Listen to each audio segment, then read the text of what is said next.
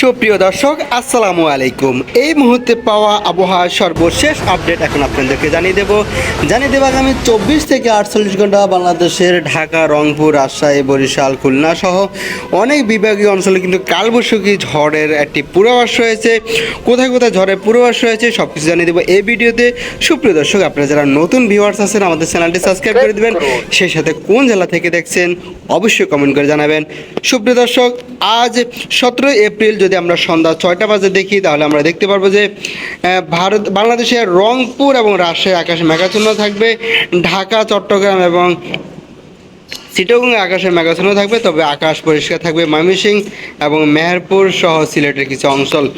তবে ভারী বৃষ্টিপাত হওয়ার সম্ভাবনা রয়েছে। রংপুরে রাত 10টার দিকে কিন্তু ভারী বৃষ্টিপাত হওয়ার সম্ভাবনা রয়েছে। সে সাথে কিন্তু ভারতের কলকাতা এবং ধানবাদও কিন্তু আকাশে মেঘাচ্ছন্ন দেখা যাচ্ছে। সুপ্রিয় দর্শক, যদি আমরা ভোর রাতের দিকে তাকাই তাহলে আমরা দেখতে পাবো যে ভোর রাত যদি আমরা দেখি, শুক্রবার ভোর রাত যদি 4টা বাজে আমরা দেখতে পাবো যে রংপুর, রাজশাহী এবং ঢাকা সহ কিন্তু কুমিল্লা, চট্টগ্রাম সহ কিন্তু বিশাল একটি অঞ্চল অর্থাৎ বাংলাদেশের কিন্তু বেশিরভাগই জায়গায় কিন্তু ভারী বৃষ্টিপাত এবং কালবৈশাখী ঝড় একটি পূর্বাভাস রয়েছে।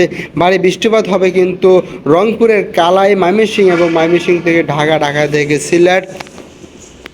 সিলেট এবং কুমিল্লার কিন্তু ফরিদগঞ্জ, সেনবাগ, মতিরহাট এবং বরিশাল হয়ে কিন্তু দক্ষিণ বঙ্গোপসাগর দিয়ে আগত এই জলীয় বাষ্প কিন্তু বাংলাদেশের দিকে ধাবিত হওয়ার কারণে এটি একটি বড় ধরনের কালবৈশাখী ঝড়ের একটি পূর্বাভাস রয়েছে। সে সাথে যদি আমরা বেলা 1টা বাজে দেখি, শুক্রবার বেলা 1টা বাজে দেখি তাহলে আমরা দেখব রংপুর আকাশ মেঘাচ্ছন্ন থাকবে, তবে ভারী বৃষ্টিপাত হওয়ার সম্ভাবনা থাকবে। কিন্তু ভারী বৃষ্টিপাত হওয়ার সম্ভাবনা থাকবে কলকাতা এবং ধানবাদে। সে সাথে কিন্তু উপকূলীয় অঞ্চলে কিন্তু দমকা হাওয়া বইতে পারে। সে সাথে কিন্তু কালো মেঘে ঢাকা থাকবে বাংলাদেশের প্রায় সব বিভাগীয় জেলাগুলো। সুপ্রিয় দর্শক, এর সাথে যদি আমরা দেখি শুক্রবার সন্ধ্যা 6টা বাজে দেখি তাহলে দেখতে পাবো যে রংপুরের কিন্তু গোড়ারহাট, সরবাজিতপুর এবং বগুড়া থেকে কিন্তু রাজশাহীর কিন্তু যদি আমরা রাজশাহীর মহানপুর এবং নবগঞ্জে কিন্তু ভারী বৃষ্টিপাত হওয়ার সম্ভাবনা রয়েছে। সে সাথে যদি আমরা রাত 12টা বাজে দেখি তাহলে দেখতে পাবো যে রংপুর, রাজশাহী, ঢাকা,